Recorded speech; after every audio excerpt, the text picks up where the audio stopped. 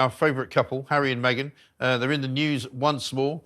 We've got breaking news here today that Duchess of Sussex and Prince Harry will launch two non-fiction series on Netflix featuring cooking, gardening, and wait for it, my favourite of all, professional polo.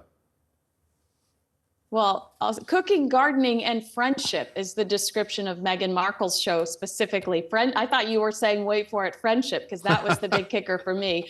Yeah, I want to stress that it was yesterday that Prince William acknowledged Rachel Day on social media, and the tone there was Prince William breaks his silence after the Princess of Wales's cancer diagnosis.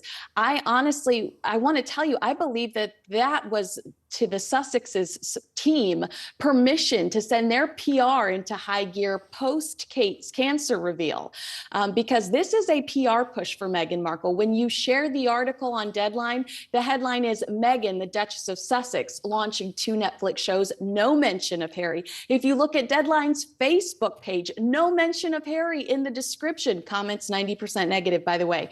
I think people really dislike Meghan Markle, and it must absolutely destroy her, or we wouldn't see her fighting so hard to be relevant. But I believe that this is a real PR push for Meghan Markle, even in the description of these shows: cooking, gardening, entertaining, and friendship. Give me a barf bag. Yeah, absolutely right. I mean, Rafe, do you need any help with friendship advice? Well, I was just thinking, polo. It's a shame Harry's not going to be involved. They could do a reenactment of the Fanny Craddock cookery series, you know, just have him half sozzled in the background there. That's right. Maybe doing growing some of his own herbs in the gardens. Look, there's Harry doing some juggling outside. Absolutely right. I mean, this is coming just after they launched, or she relaunched her new website, right? The sort of the cookery. What was it called? That's right. American Riviera, something or other. With her new lifestyle brand, but you know we've seen a pulling back of that because of course probably didn't seem to be the most tasteful thing to do. Well, with the cancer diagnosis of the King and Princess of Wales, didn't seem like the right time for them to launch that. But obviously now apparently it is the right time for her to do that.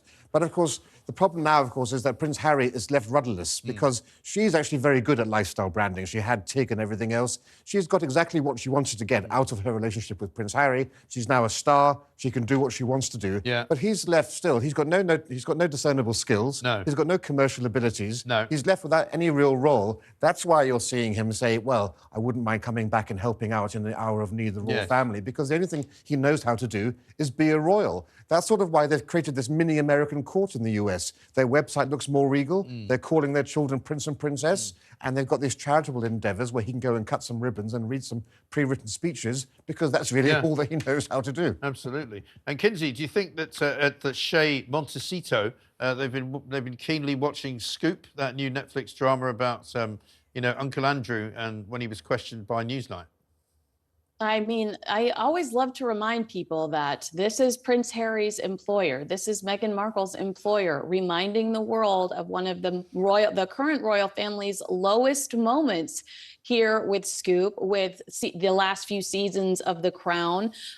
Prince Harry is cashing checks from these people that do not hesitate to, stab the royal family in the back time after time with some of the content they're creating. But for the record, I thought this was a pretty good movie, and I enjoyed it. I enjoyed every second of it. I mean, I must say, as a journalist, you don't often watch things which are about journalism and say, actually, that was pretty well done. But I think it was pretty well done. And finally, what about the old the visa problem and the spare confessions that he took a load of drugs, Prince Harry, and he may have lied about that either in the book or on his visa application. How's that all going? So right at this point in time, a federal judge here in the United States has Prince Harry's visa information sitting on his desk. I mean, he knows by this point whether or not Prince Harry was given special privileges or whether Prince Harry lied in his visa application.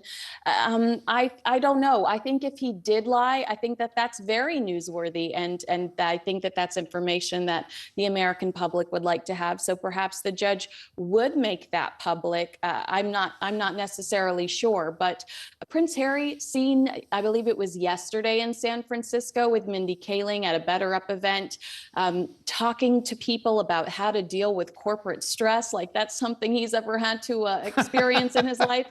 But I think you're both absolutely right. Prince Harry is kind of left at a loss, and Meghan Markle it gets to be a princess of America. Yeah, extraordinary stuff. Kinsey, great to see you as ever. Thank you very much indeed, Kinsey Schofield there. Rafe, final word from you. We're going to have yet another sort of 6 months of fun and games, by the looks of it, from the House of Montecito, aren't we?